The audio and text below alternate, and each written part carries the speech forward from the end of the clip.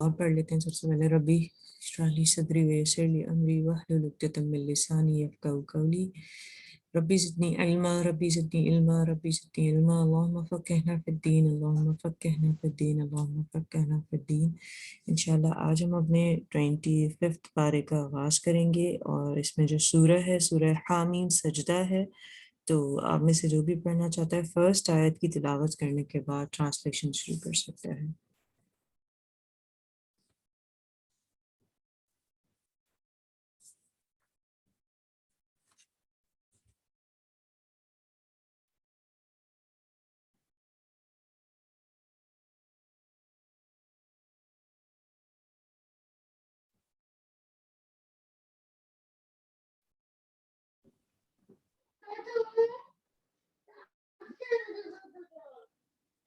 میں سٹارٹ کروں 25 جی پارہ۔ جی کیجیے۔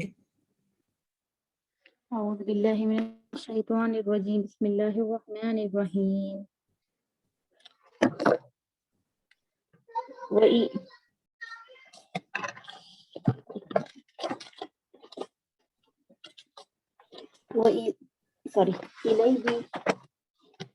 إليه يرد علم الساعة وما تخرج من ثمرات من أكمامها وما تحمل من أنثى ولا تضع إلا بعلمه ويوم يناديهم أين شركائي قالوا أذناك ما منا من شهيد۔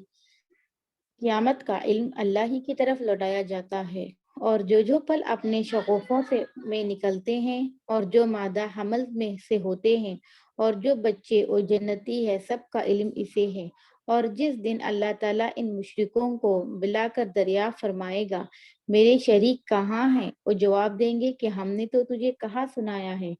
ہم میں سے تو کوئی اس کا گواہ نہیں۔ جی، یہاں اور پر اگر آپ ایک دیکھیں جن جو کی سرپرست یہ جو پہلی آیت ہے 25 پارے کی 48 آیت جو ہے، اس کا جو آغاز ہوا ہے وہ ہے اگر دیکھا جائے الیہ یرد علم الساعہ، پوچھا جا رہا ہے کہ قیامت کا علم جو ہے وہ بتایا جا رہا ہے کہ قیامت کا جو علم ہے وہ صرف اللہ کی طرف لوٹایا جائے گا۔ ایک دفعہ حضرت محمد صلی اللہ علیہ وسلم نے حضرت جبرائیل امین سے پوچھا، دریافت کیا کہ قیامت کب برپا ہوگی، تو انہوں نے کہا مجھے بھی صرف اتنا ہی علم ہے جتنا کہ آپ کو ہے، اس سے زیادہ میں نہیں اس کے بارے میں جانتا۔ تو قیامت کے بارے میں اللہ تعالیٰ کے رسول صلی اللہ علیہ وسلم نے جو معاملات بتائے کہ نفس و نفسی کا دور ہوگا، فتنوں کا دور ہوگا، وقت تیزی سے گزرے گا، اموات جو ہے وہ بہت زیادہ ہوں گی، لوگ ایک دوسرے کو قتل کرنے میں بالکل نہیں ہچکچائیں گے، تو وہ تمام چیزیں ہم دیکھ سکتے ہیں۔ اور اس وقت آج سے 1400 سال پہلے جب نبی صلی اللہ علیہ وسلم حیات تھے تو آپ مسجد نبی میں بیٹھے ہوئے تھے، اور ایک شخص نے اسی طرح آپ سے سوال کیا، انہوں نے کہا یہ تو صرف میرا رب جانتا ہے، لیکن میں اسے، وہ ایک دیوار سے ٹیک لگا کے بیٹھے تھے، اور انہوں نے جو ان کے سامنے دیوار تھی نبی صلی اللہ علیہ وسلم کی، اس طرف اشارہ کر کے کہا کہ میں اتنی دور قیامت کو دیکھ رہا ہوں۔ تو قیامت تو قریب آ لگی، اور ہم آج کے دور میں دیکھ سکتے ہیں کہ یہ فتنوں کا دور ہے، اور وہ تمام چیزیں جو ہمیں حدیث اور قرآن سے ملتی ہیں، کتنی برائیاں ہمیں آج اپنے معاشرے کے اندر دکھ رہی ہیں۔ اور جو آج جو وبا پھوٹی ہوئی ہے جسے کووڈ کا نام دیا گیا، تو اس نے ایک چیز، اس طرح ہر چیز کے پرانس اینڈ کونس ہوتے ہیں کہ نقصان کے ساتھ فائدے کہ وہ کیا لے کر آتی ہے، دیکھا جائے تو وہ شر شر ہے، لیکن اس میں سے خیر یہ نکلی کہ لوگ جو اپنی آخرت بھلا کے بیٹھے تھے سب کو یاد آ گئی ہے، اور ایک عجیب ماحول اگر آپ دیکھیں تو برپا ہوا ہے۔ ابھی سب سے زیادہ تو انڈیا کے حالات کافی خراب ہوئے ہیں، تو ہم سب کی دعا ہے اللہ تعالیٰ انڈیا میں خیر کا معاملہ کرے، لیکن یہ کہ آپ دیکھ سکتے ہیں کہ اس کی وجہ سے کتنی مطلب کتنے لوگ اپنے پیاروں کو جو ہے جدا ہو چکے ہیں ان سے، اور یہ سلسلہ آگے چلتا ہی جا رہا ہے۔ تو اصل میں جو یاد رکھنے والی بات ہے وہ یہ کہ لوگوں کا ایک کانسیپٹ کلیئر ہو گیا ہے کہ آج اس کی ہوئی ہے، کل مجھے جانا ہے، اور کسی کو بھی لگ سکتی ہے، تو اپنے نامہ اعمال کو بہتر کریں، اور جب تاکہ ہم اللہ تعالیٰ سے جب ملیں تو اللہ تعالیٰ کا جو قول ہو ہمارے لیے وہ یہی ہو، سلام قول من رب رحیم، کہ سلام ہو تم پر اپنے رب العالمین کی طرف سے، جو سورہ یاسین میں اللہ تعالیٰ نے اپنے جنت میں جو ہے مہمانوں کو کہا۔ جی آگے بڑھیے۔ اور جن کی سرپرست اس سے پہلے کرتے تھے وہ ان کی نگاہ سے گم ہو گئی اور انہوں نے سمجھ لیا کہ اب ان کے لیے کوئی بچاؤ نہیں۔ بھلائی کے مانگنے سے انسان تھکتا نہیں، اور اگر اسے کوئی تکلیف پہنچ جائے تو مایوس اور ناامید ہو جاتا ہے، اور جو مصیبت اسے پہنچ چکی ہے اس کے بعد اگر ہم اسے رحمت کا مزہ چکھائیں تو کہہ اٹھتا ہے کہ اس کا تو میں حقدار ہی تھا، اور میں تو خیال نہیں کر سکتا کہ قیامت قائم ہوگی، اور اگر میں اپنے رب کے پاس واپس کیا گیا تو بھی یقیناً میرے لیے اس کے پاس بھی بہتری ہے۔ یقیناً ہم ان کفار کو ان کے اعمال سے خبردار کریں گے اور انہیں سخت عذاب کا مزہ چکھائیں گے۔ اور جب ہم انسان پر اپنا انعام کرتے ہیں تو وہ منہ پھیر لیتا ہے اور کنارہ کش ہو جاتا ہے، اور جب اسے مصیبت پڑتی ہے تو بڑی لمبی چوڑی دعائیں کرنے والا بن جاتا ہے۔ آپ کہہ دیجئے بھلا یہ تو بتاؤ اگر یہ قرآن اللہ کی طرف سے آیا ہوا ہو پھر تم نے اسے نہ مانا، بس اس سے بڑھ کر بہکا ہوا کون ہوگا جو مخالفت میں حق سے دور چلا جائے۔ عنقریب ہم انہیں اپنی نشانیاں آفاق عالم میں بھی دکھائیں گے اور خود ان کی اپنی ذات میں بھی، یہاں تک کہ ان پر کھل جائے کہ حق یہی ہے کہ آپ کے رب کا ہر چیز سے واقف و آگاہ ہونا کافی نہیں۔ یقین جانو کہ یہ لوگ اپنے رب کے روبرو جانے سے شک میں ہیں۔ یاد رکھو کہ اللہ تعالیٰ ہر چیز کا احاطہ کیے ہوئے ہے۔ جی، اس میں دیکھیں آیت نمبر جو 51 تھی سورہ حامیم سجدہ کی، تو اس میں کیا ہے کہ جب انسان کو انعام دیا جاتا ہے تو وہ اعراض کر لیتا ہے۔ تو یہاں پر ہمیں جو اصول مل رہا ہے وہ یہ ہے کہ ہم نے اپنے جس طرح ہم پریشانیوں میں تو اپنے رب کو پکارتے ہی ہیں، اور پکارنے کا طریقہ بھی یہی ہے۔ اللہ تعالیٰ نے اور ان کے رسول صلی اللہ علیہ وسلم کے ساتھیوں نے ہمیں یہی سکھایا کہ جب آپ کو جوتے کا تسمہ بھی مانگنا ہے تو اللہ تعالیٰ سے مانگنا ہے، کوئی چھوٹی سی چھوٹی حاجت بھی ہے تو اللہ تعالیٰ سے مانگنی ہے۔ اور لیکن یہ بھی یاد رکھنا ہے کہ برے وقت میں تو ہم اللہ تعالیٰ کو یاد کرتے ہی ہیں، وہ ہماری ایک سسٹم میں ایک چیز سیٹ ہی ہے کہ ہمیں برے وقت میں ایک ساتھی چاہیے ہوتا ہے، اور اللہ تعالیٰ سے بہتر کوئی ساتھی نہیں ہے۔ لیکن کیا کرنا ہے جب ہم خوش ہیں تب بھی اسے یاد رکھنا ہے، تب نہیں بھولنا ہے اسے۔ اور پھر اللہ تعالیٰ نے جو اس کی آخری آیت ہے اس میں بتایا کہ اللہ تعالیٰ ہر چیز کا احاطہ کیے ہوئے ہے، مطلب گھیرے میں لیے ہوئے ہے۔ اب ہم سورہ شورا پڑھیں گے، اس کی آیات 53 ہیں اور اس کے رکوعات 5 ہیں، اور یہ مکی سورہ ہے۔ تو چلیں آج اسے پڑھتے ہیں انشاءاللہ۔ جی بسم اللہ الرحمن الرحیم، شروع کرتی ہوں اللہ کے نام سے جو بڑا مہربان نہایت رحم والا ہے۔ حامیم عین سین قاف۔ اللہ تعالیٰ جو زبردست ہے اور حکمت والا ہے، اسی طرح تیری طرف اور تجھ سے اگلوں کی طرف وہی بیچتا رہا۔ آسمانوں کی تمام چیزیں اور جو کچھ زمین میں ہے سب اسی کا ہے، وہ برتر اور عظیم الشان ہے۔ قریب ہے آسمان اوپر سے پھٹ پڑے، اور تمام فرشتے اپنے رب کی پاکی تعریف کے ساتھ بیان کر رہے ہیں اور زمین والوں کے لیے استغفار کر رہے ہیں۔ خوب سمجھ رہو کہ اللہ تعالیٰ ہی معاف فرمانے والا رحمت والا ہے۔ اور جن لوگوں نے اس کے سوا دوسروں کو کارساز بنا لیا، اللہ تعالیٰ ان پر نگران ہے اور آپ ان کے ذمہ دار نہیں ہیں۔ اسی طرح ہم نے آپ کی طرف عربی قرآن کی وحی کی ہے تاکہ آپ مکہ والوں کو اور اس کے آس پاس کے لوگوں کو خبردار کریں، اور جمع ہونے کے دن سے جس کے آنے میں کوئی شک نہیں ڈرا دیں۔ ایک گروہ جنت میں ہوگا اور ایک گروہ جہنم میں ہوگا۔ اگر اللہ تعالیٰ چاہتا تو ان سب کو ایک ہی امت کا بنا دیتا، لیکن وہ جسے چاہتا ہے اپنی رحمت میں داخل کر لیتا ہے،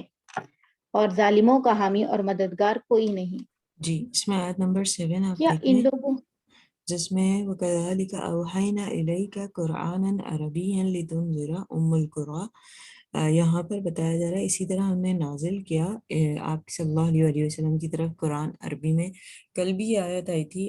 جو 24 پارے میں تھی کہ قرآن جو ہے عربی میں نازل کیا گیا ہے، اجمی میں نازل نہیں کیا گیا۔ اجمی کہتے ہیں ہر دوسری لینگویج جو عربی کے علاوہ ہے، اور اس کے نازل کرنے کی وجہ یہ تھی کہ جس پر نازل کیا جا رہا تھا وہ بھی عربی تھے،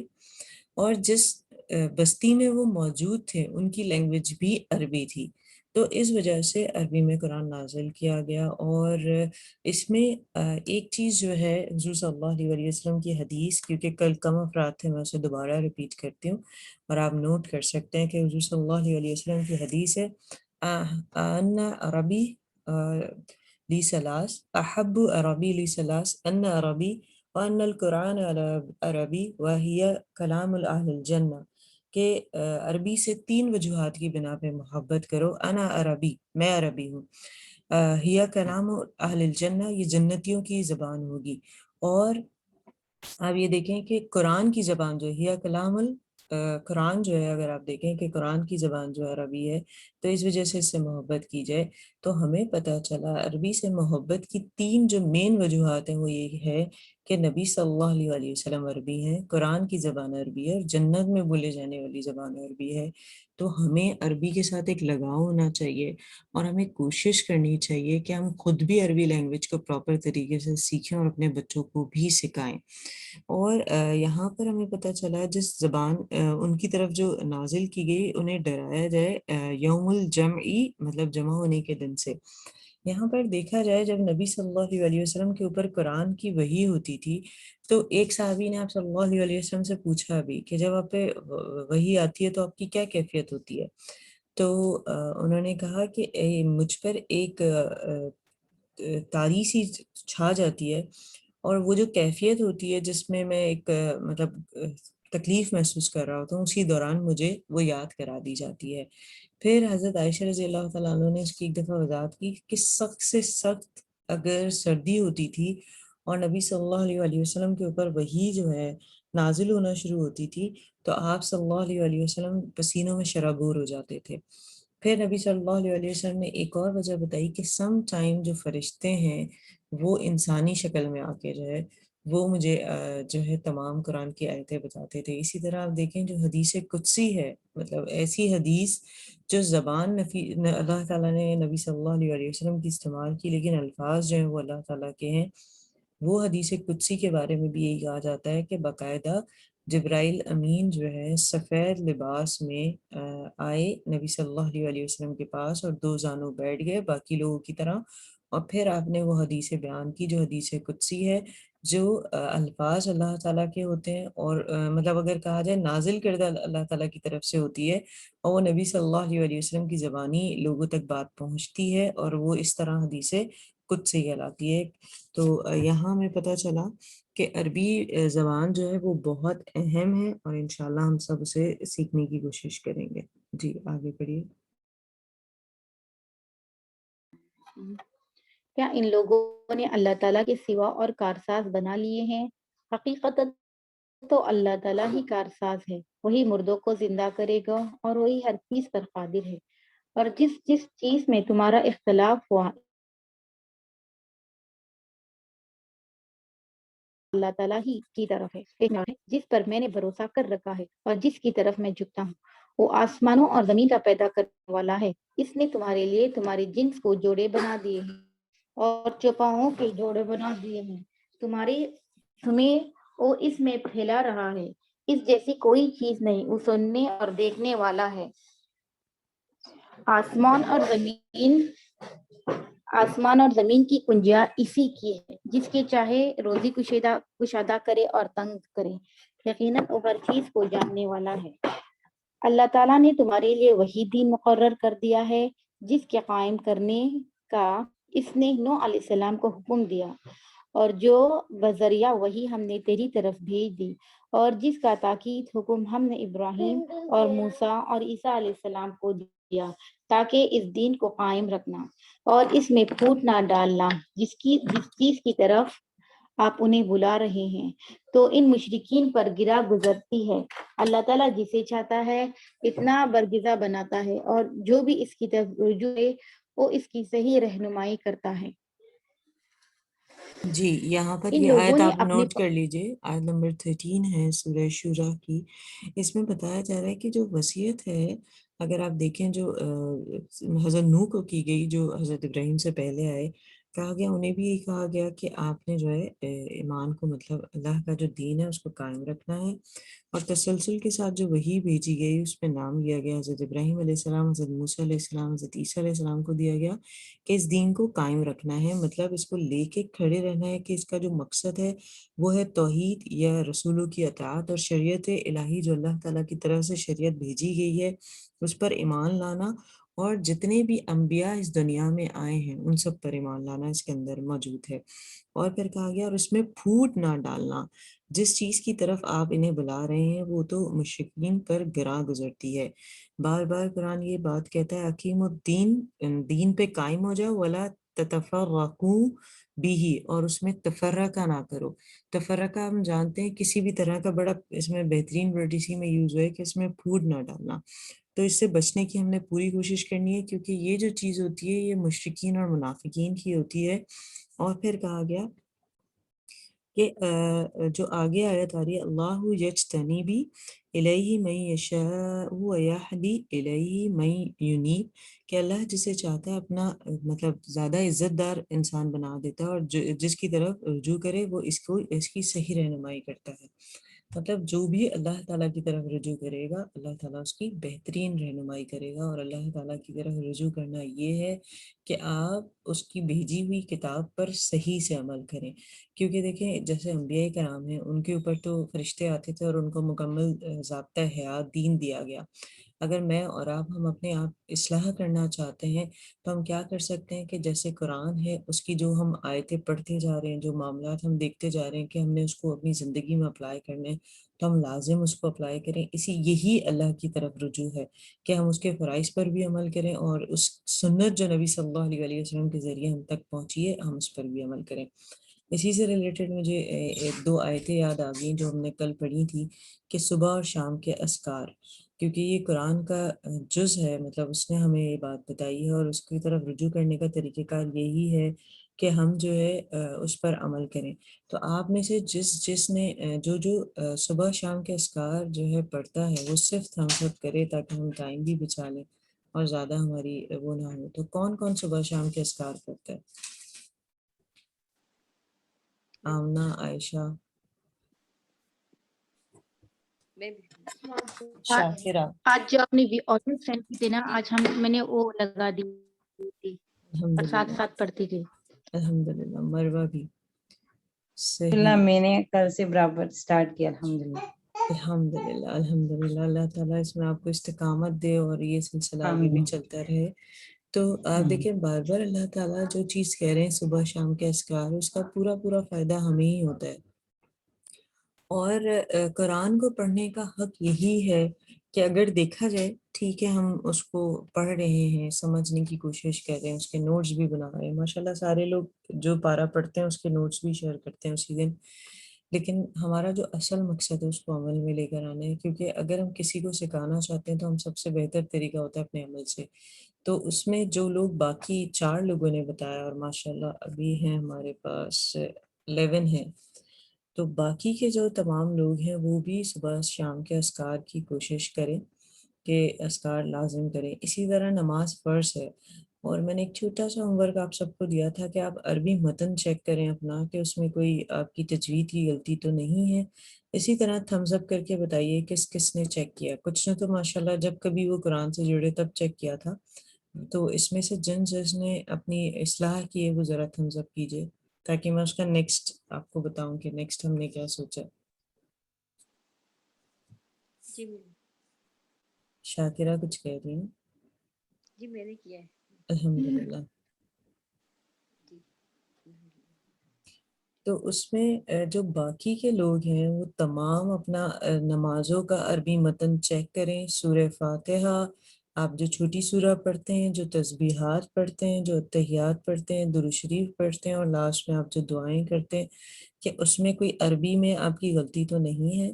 اور جب آپ وہ چیک کر لیں کہ وہ الحمدللہ آپ کی متن ٹھیک ہے، اعراب کی غلطی نہیں ہے، آپ مجہول نہیں پڑھ رہے، تو پھر اس کو ٹرانسلیشن یاد کریں، اس کی ورڈ ٹو ورڈ۔ سورہ فاتحہ کی ٹرانسلیشن جیسے آپ پڑھتے ہیں الحمدللہ رب العالمین، تمام تعریفیں رب العالمین کے لیے ہیں، اور الرحمن الرحیم کی آپ کو پتہ ہے وہ بڑا مہربان نہایت رحم والا ہے۔ اسی طرح جب ترتیب سے آپ پورا ترجمہ اس کا یاد کر لیں گے تو آپ نمازوں میں یکسو ہو جائیں گے، کانسنٹریٹ کرنے لگیں گے۔ جب آپ کا مائنڈ جو ہے ایک سائیکل کی طرح عربی ٹرانسلیشن اردو میں کرنے لگے گا تو شیطان کا بہکانا آپ کو مشکل ہوگا۔ یہ دونوں ہی آپ کے ہوم ورک ہیں پھر سے، یہی کہ آپ نے صبح شام اذکار سپنے پڑھنے ہیں۔ میں کل پھر پوچھوں گی تاکہ تعداد میں تھوڑا اضافہ ہو، اور مجھے امید ہے کہ مزید لوگ بھی پڑھیں گے صبح شام کے اذکار، اور اپنی عربی متن بھی چیک کر کے آپ نے بتانا ہے، اور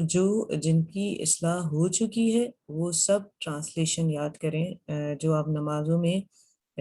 سورہ پڑھتے ہیں ان کی، تاکہ آپ یکسو ہوں۔ اور سیم یہی چیز آپ نے اپنے اراؤنڈ جتنے بھی لوگ ہیں، بچے، ہسبینڈ، جو بھی، سب کو یہ بات پر لے کر آنا ہے کہ ٹرانسلیشن کے ساتھ یاد کریں وہ آیات۔ جی آگے چلتے ہیں۔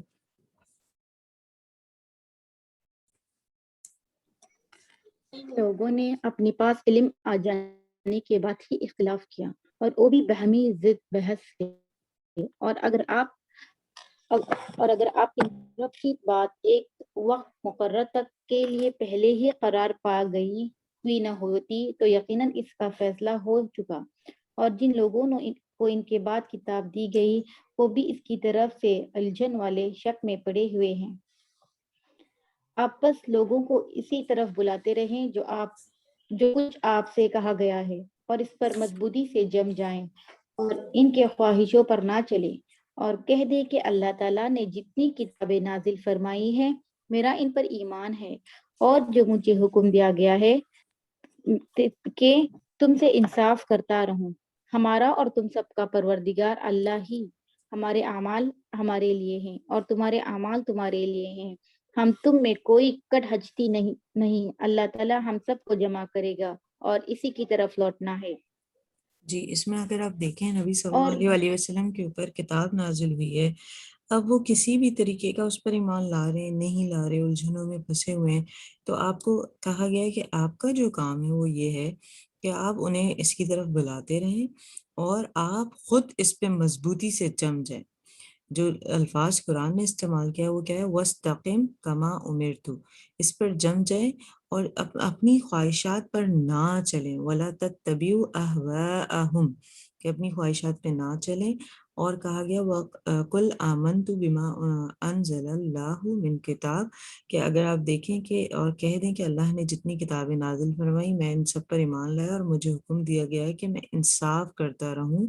ہمارا اور تم سب کا پروردگار اللہ ہی، ہمارے عمل ہمارے نہیں اور تمہارے عمل تمہارے نہیں، ہم تم میں کوئی حجتی نہیں پاتے۔ مطلب اگر آپ دیکھیں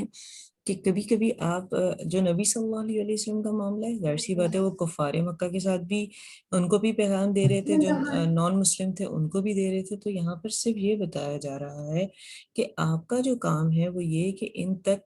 دین کو پہنچا دیں اور ان کو اپنی طرف یعنی قرآن کی طرف لے کر آئیں، جو اللہ کو واحد لا شریک مانتا ہے اور نبی صلی اللہ علیہ وسلم ایک ہیں، اس کی وضاحت کر دیں۔ اور آپ نے خود کیا کرنا ہے، خود اپنے قدموں کو جما کے بھی رکھنا ہے اور اپنی خواہشات کی پیروی نہیں کرنی کہ آپ یہ کہیں کہ بس میرا دل یہ چاہتا ہے اور میں اس طرح کروں، بلکہ آپ نے ان کو جو ہے صرف دین کی تعلیم دینی ہے، اور اگر وہ آپ کی بات پہ نہ آئے تو ان کے لیے ان کا عمل ہے اور آپ کے لیے آپ کا عمل ہے۔ سورہ کافرون جو ہے اس میں بھی یہی بات آئی تھی جب دین کی بات تھی۔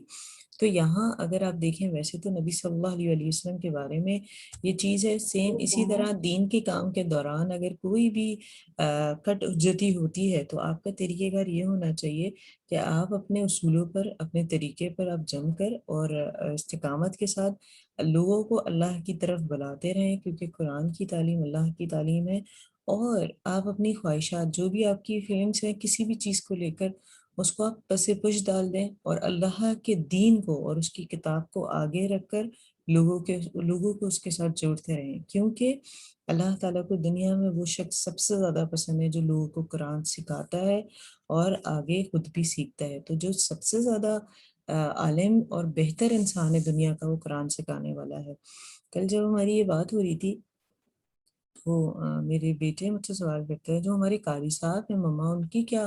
مقام ہوگا، تو میں ان کو یہ کہہ رہی تھی وہ کیونکہ آپ کو قرآن سکھا رہے ہیں تو جنت میں ان کو تو جنت الفردوس کے بہترین مقام پہ رکھا جائے گا. ایون اگر آپ مؤذن کا دیکھیں، امام کی اپنی اہمیت ہے کہ وہ تمام کو جماعت سے نماز پڑھا رہا ہے، لیکن کہا جاتا ہے جو لاؤڈ اسپیکر پر اذان دے رہا ہے مومن، ایسا مومن جو کہ لوگوں کو دعوت دے رہا ہے اللہ کی طرف اور اذان دے رہا ہے، کہا جاتا ہے جو امام صاحب ہوں گے ان سے بھی اونچا درجہ جو ہوگا وہ مؤذن کا ہوگا.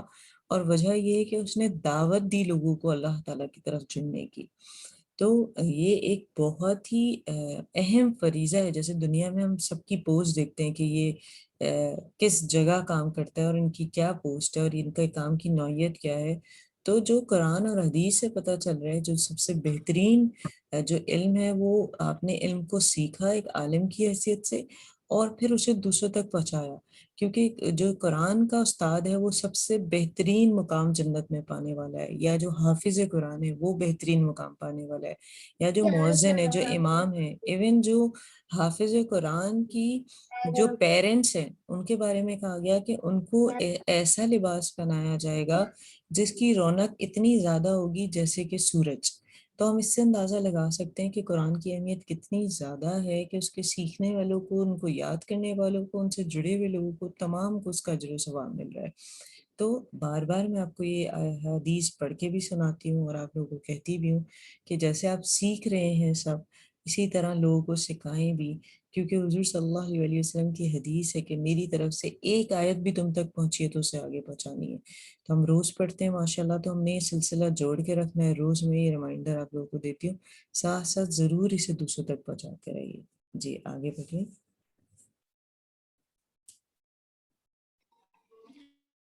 اور جو لوگ اللہ تعالیٰ کی باتوں میں جھگڑا ڈالتے ہیں اس کے بعد کہ مخلوق اسے مان چکی،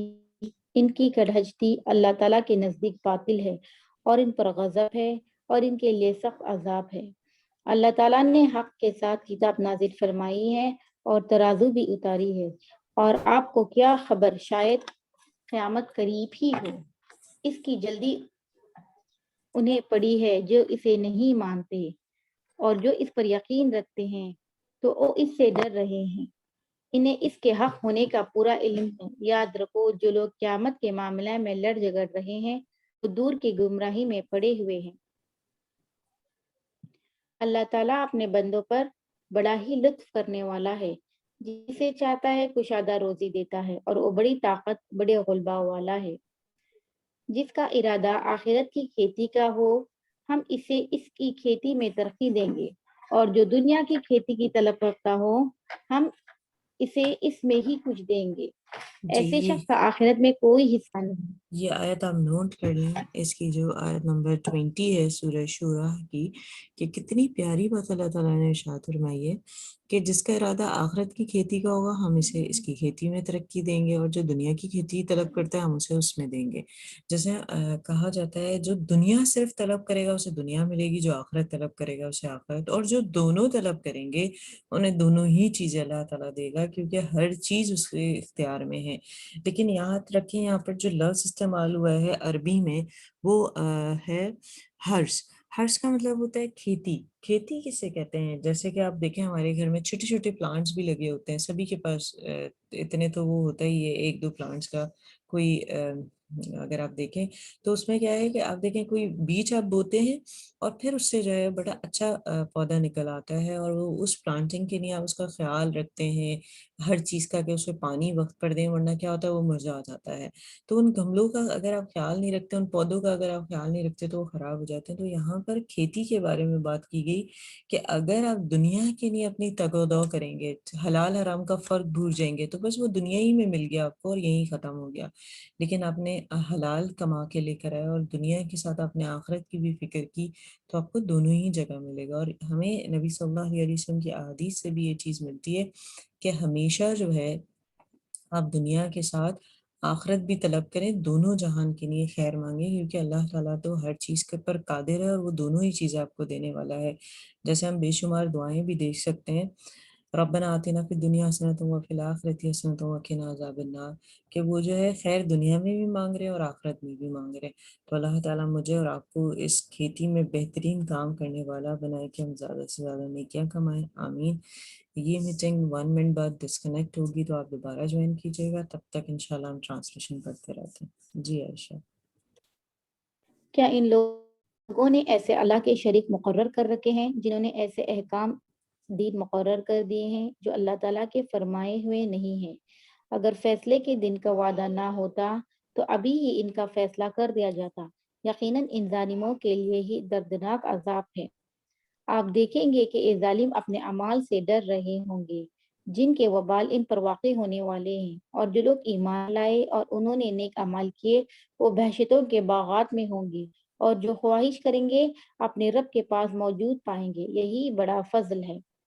یہی وہ ہے جس کی بشارت اللہ تعالیٰ اپنے ان بندوں کو دے رہا ہے جو ایمان لائے اور سنت کے مطابق نیک عمل کیے. تو کہہ دیجئے کہ میں اس پر تم سے کوئی بدلہ نہیں چاہتا مگر محبت، رشتہ داری